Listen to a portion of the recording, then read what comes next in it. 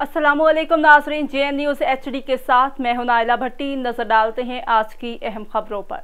खबर शामिल करते हैं। पसरूर से मुख्तलिफ देहातों से आए लोगों ने मीडिया से गुफ्तगू करते हुए कहा कि रहनुमा तहरीक इंसाफ उम्मीदवार सूबाई असम्बली व आबिद संधू के अच्छे इखलाक किरदार के मालिक हैं। इसी वजह से हल्के के मुख्तलिफ देहात से आए लोगों की बाऊ आबिद संधू से मुलाकात की और आइंदा इलेक्शन में साथ देने का वादा किया और इंशाअल्लाह ताला हम बाऊ आबिद संधू के साथ शाना बशाना खड़े हैं।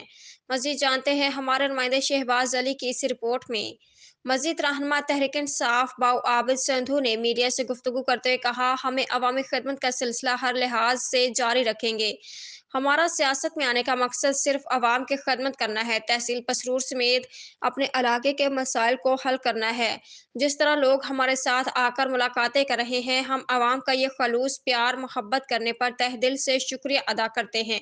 अवामी राय को मद्देनजर रखते हुए हम तहसील पसरूर हल्का PP 40 में पाकिस्तान तहरीक इंसाफ के प्लेटफॉर्म से इलेक्शन लड़ेंगे और अगर अल्लाह ने हमें मौका दिया तो हम अपने हल्के की तमाम महरूमियाँ ख़त्म करेंगे और अवामी खिदमत का सिलसिला हर दौर में जारी रखेंगे। रहनुमा तहरीक इंसाफ उम्मीदवार सूबाई असम्बली हल्का PP 40 बाऊ आबिद संधू का अवाम के नाम पैगाम।